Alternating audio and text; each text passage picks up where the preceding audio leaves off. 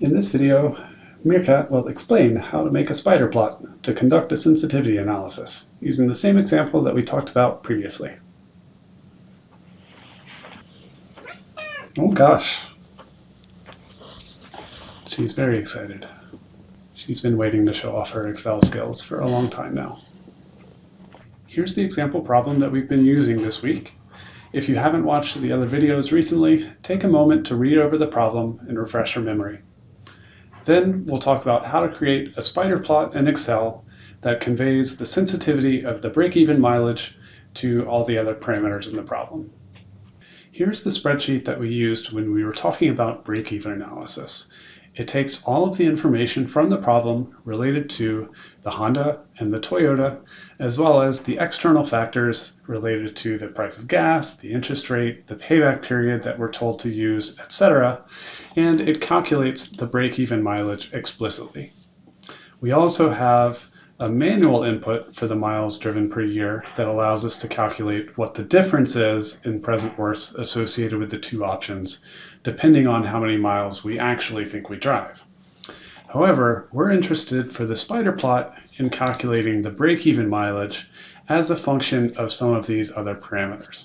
In the previous video, we created this plot that looks at how the break-even mileage changes as a function of the gas price.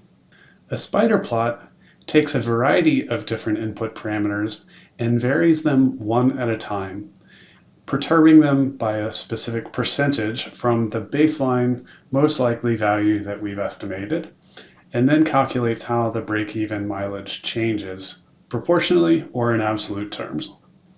So let's talk about how to create this plot right here.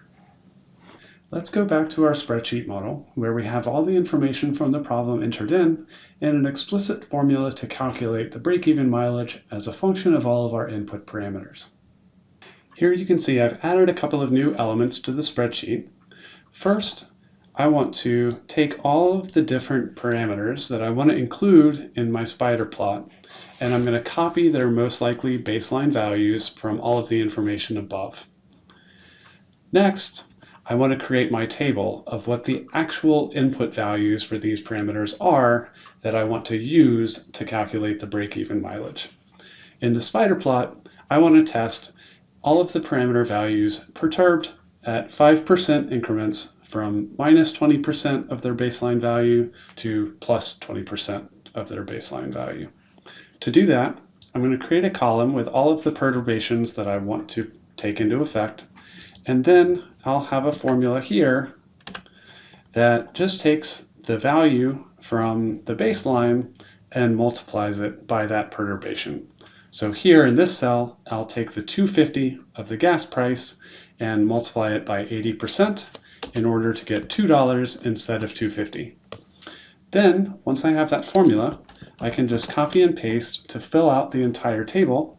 I'm just going to paste the formula here so that it doesn't override my formatting, and that gives me the values that I want to test. Next, I need to create this table with the break-even mileage as a function of all of these different values. You'll see I don't have a formula here. These are just actual values that I had to calculate before and then copy them in. So you would think that we could just try and test by taking this $2 value, putting it in the model up top, recording what the break-even mileage is, and copying it in. That would be really tedious because I've got 5 different variables and a lot of different values that I want to perturb them by. So running this model lots and lots of time is going to be kind of a pain. So what I'm going to do is I'm actually going to create a little one-dimensional data table in order to do an entire row at a time, or an entire parameter at a time. What I'll do, I'll put a reference to the break-even mileage here, and now I'll take the first parameter, take the values, and I'm going to paste just the values over, and then I'm going to create a data table. So I go back to my data menu, to the what if analysis, data table option, and now I have a row corresponding to my gas prices, and so that row belongs to this formula because it's the value for my gas price. And now I just hit OK, and voila, it calculates the break-even mileage. I can change the formatting there, and you can see that these values match up exactly with what I had here. This is how I calculated them in the first place. So now I'll take my data table and I'll just copy these values into the spreadsheet. Next, I want to look at the interest rate. So I'll take the values here and paste them in to the top for my data table. You'll see that these values now got a little crazy. That's because it's still listed as a data table and it still thinks that it's actually the gas price and not the interest rate. So what I need to do now is go back here, reselect data table, and now my row, instead of being the gas price, is actually my interest rate. So that's what I need to change.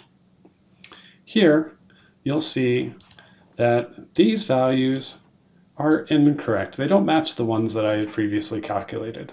The reason why is because I changed my model earlier when I was making this video to $2 a gallon instead of the baseline.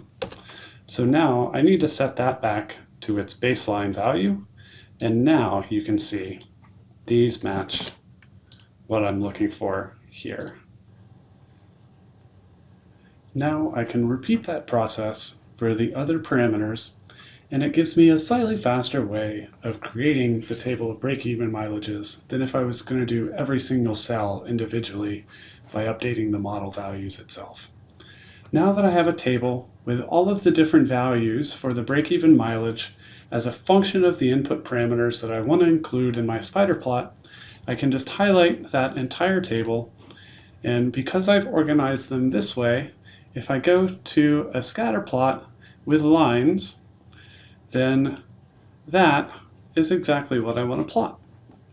You can see on the x-axis I've got the perturbations from -20 to +20% of their baseline values, and on the y-axis I have the values for the break-even mileage that you see here. One thing that we can do to check is that at 0% all of these lines intersect because there's no deviation in any parameter from the baseline values. We're just altering one of them at a time for each of the lines in the plot, and they're listed here according to their colors. One thing that you'll note about this table is that there are a couple of missing cells.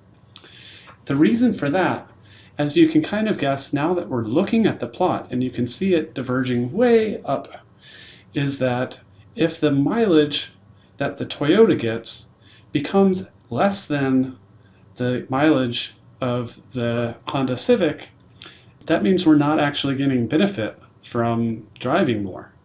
And so the break-even mileage actually is going to infinity. And for these particular perturbations, I move this out of the way a little bit, you can see that if the mileage per gallon dips below the 30 miles per gallon that the Honda Civic gets, that means we have no break-even mileage in that case. There is no amount of miles we can drive that are going to make the Yaris a better deal. So that's why I've excluded them from the plot. So that's the basics of how we would make a spider plot. If we want to rescale the y-axis to be a proportional spider plot, then all we need to do is create that table by replacing the break-even mileage with the proportional change in the break-even mileage.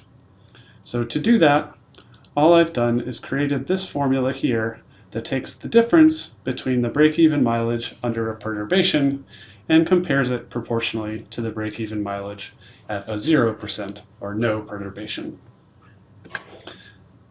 One thing that we can check here is that if there is no perturbation, then there is no change in the break-even mileage as expected, and we can look at the sign to make sure that this still scales correctly according to our intuition.